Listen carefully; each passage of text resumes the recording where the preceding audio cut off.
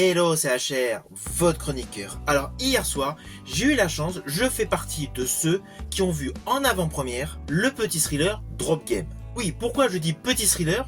Car in fine, ce n'est pas un blockbuster, il n'y a pas de grande tête d'affiche, et le film avoisine uniquement les 100 minutes. Assez classique pour ce registre. Ceci dit, j'ai trouvé ce film totalement efficace. Je l'ai particulièrement apprécié, donc naturellement, il faut que je vous en parle. Mais avant cela, n'oubliez pas, si vous n'êtes pas abonné, pensez à le faire, pensez à la petite cloche pour les notifs, et surtout pensez tout simplement à me mettre en commentaire ce que vous pensez de ce film. Et je rajouterai ce que vous pensez en général des thrillers en huis clos. Il y en a pléthore, donc forcément, il y en a que vous préférez par rapport à d'autres. Donc n'hésitez pas à me le mettre en commentaire. Let's go!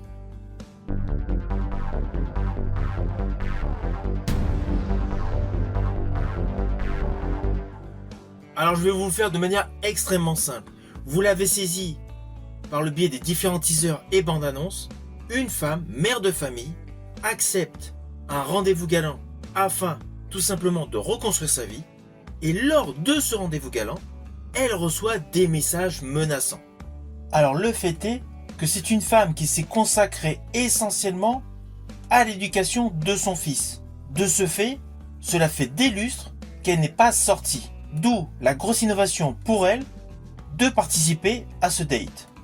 De ce fait, le postulat de base est intéressant.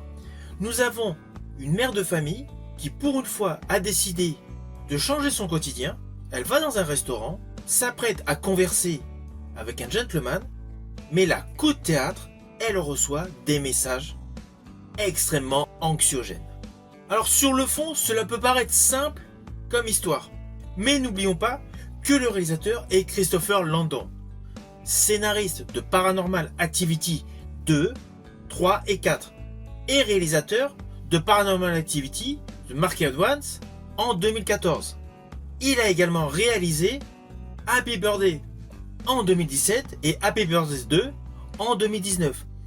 Donc c'est un habitué des thrillers horrifiques avec une tension constante, jusqu'à des dénouements totalement imprévisibles. À chaque fois sur le fond, les histoires sont simplistes, mais elles sont captivantes et sa mise en scène est totalement immersive. Quel que soit le film qu'il a réalisé, on est totalement happé par l'image. Et c'est le cas pour tous ses films, même pour Freaky de 2020. Ainsi, dans ce film Drop Game, Christopher Landon assure la même technique de réalisation, à la différence qu'au vu des protagonistes principaux, il élargit son public. Alors pourquoi je dis cela? Tout simplement parce que les deux films Happy Birthday étaient essentiellement destinés aux 20-35 ans. Là, avec ce film Drop Game, il n'y a pas de limite d'âge. Ah oui, les tout petits ne pourront pas le voir. Mais ce film, in fine, est destiné à tous les plus de 16 ans, sans limite d'âge.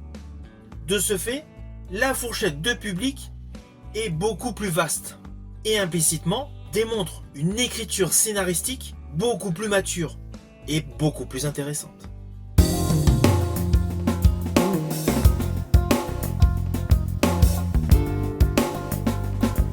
Alors oui, certains diront que la fin de ce film est prévisible, mais bon, dans beaucoup de thrillers de la sorte, c'est le cas. Et si l'on réfléchit bien, si nous n'avons pas vu pléthore de thrillers dans le même style, la fin n'est pas prévisible. Surtout que sur toute la durée du film, le suspense est totalement efficace.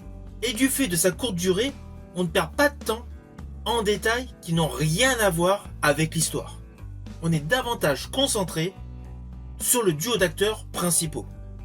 Alors d'ailleurs, concernant le duo d'acteurs, on va pas se mentir, Megan Fahey est exceptionnelle. Elle est totalement imprégnée par son rôle et cela se voit. Tout son jeu d'actrice est extrêmement convaincant. Alors pourtant, ce n'est pas une actrice qui a pléthore de films dans sa filmographie. C'est essentiellement une actrice qui a fait de la télé. Je pense à Gossip Girl, à The White Lotus et Chicago Fire. Megan Fahey a essentiellement joué pour des séries télé. Du coup, on pourrait se dire, en termes de qualité d'actrice, elle est légèrement inférieure à une spécialiste du grand écran. Eh bien non, elle joue à jeu égal. Son interprétation est véritablement topissime. Alors face à elle, nous retrouvons Brandon Sklenar, vu dernièrement dans les 2 saisons de 1923 aux côtés d'Harrison Ford et d'Hélène Mirren, avec un personnage emblématique, Spencer. Mais sinon, contrairement à Megan Fahey, il a essentiellement joué au cinéma. Alors oui, dans des seconds rôles, comme dans Midway de Roland Emmerich, ou dans le film romantique aux côtés de Blake Lively en 2024 dans Jamais plus. Cela fait donc un peu plus d'une dizaine d'années qu'il joue au cinéma, mais là, se retrouver sur le devant de la scène en termes de rôle principal, cela colle. Il joue convenablement. Il est également dans son personnage. Et c'est pareil, son comportement varie en fonction des différents arcs narratifs de ce film.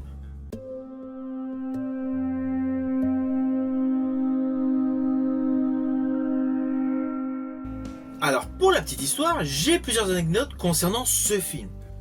Tout d'abord, Christopher Landon a voulu amplifier donc le côté claustro de son film. De ce fait, il a innové en termes de réalisation. Il n'a pas utilisé divers plateaux de tournage dans des studios énormes. Volontairement, il a tourné la majorité de ses séquences dans des espaces confinés, de manière que tous les rôles importants de ce film dégagent davantage le côté anxiogène dû au confinement, ce qui accentue le côté claustrophobique. Ma deuxième anecdote concerne l'actrice Megan Fahey, qui a pour l'occasion effectué elle-même plusieurs de ses cascades pour rajouter de l'authenticité à son rôle. Et alors ma troisième anecdote, qui a un petit côté angoissant sur le fond, c'est qu'en fait le scénario de ce film a été écrit en 2 semaines. Pourquoi ? Parce qu'il fut réellement inspiré d'événements liés au harcèlement numérique qui se sont déroulés dans la vraie vie. C'était pour la petite histoire. Alors avant de passer à la petite partie avec de légers spoils, je tiens à vous préciser que j'apprécie essentiellement ce thriller car il est innovant. Il exploite habilement les peurs liées à la technologie et au harcèlement numérique. Il a beau être un petit film, mais il permet une expérience cinématographique intense et surtout pertinente. Car au jour d'aujourd'hui, les smartphones ont pris beaucoup trop d'ampleur dans notre vie. Alors attention à ce que je vais vous dire, cela s'apparente à des spoils, mais c'est plus par rapport à des détails visuels que j'ai appréciés. Alors outre le fait de la séquence d'ouverture sur l'origin story du personnage féminin principal de ce film, avec un côté extrêmement angoissant, j'ai particulièrement aimé la réalisation du générique, avec tous les éléments qui semblent virevolter en s'éclatant en 1000 éclats au fur et à mesure de la progression du générique. Par ailleurs, j'ai aimé les effets de style qui sont certes anodins, mais tous les effets de style par rapport au message téléphonique, au drop, que la femme reçoit sur son téléphone. En parallèle, ils sont inscrits de manière très édulcorée dans le décor, dans l'environnement dans lequel elle se trouve. Et justement, il y a une scène où elle est aux toilettes, où lorsqu'elle regarde les caméras de chez elle pour contrôler la situation de son fils, il y a une véritable multifacette d'écran qui se présente à nous tout autour d'elle. Ce plan visuel est extrêmement édulcoré. Par ailleurs, sur un autre registre, le dernier plan séquence que j'ai apprécié, en termes de photographie, en termes de lumière, est celui où une femme apporte des hamburgers à un bonhomme. Oui, volontairement, je ne vous dis pas qui. La luminosité, initialement, est classique, puis il y a un ton sépia orangé qui semble graduer au fur et à mesure que l'on s'écarte de ces deux personnages. C'est un effet de style visuel qui est particulièrement réussi.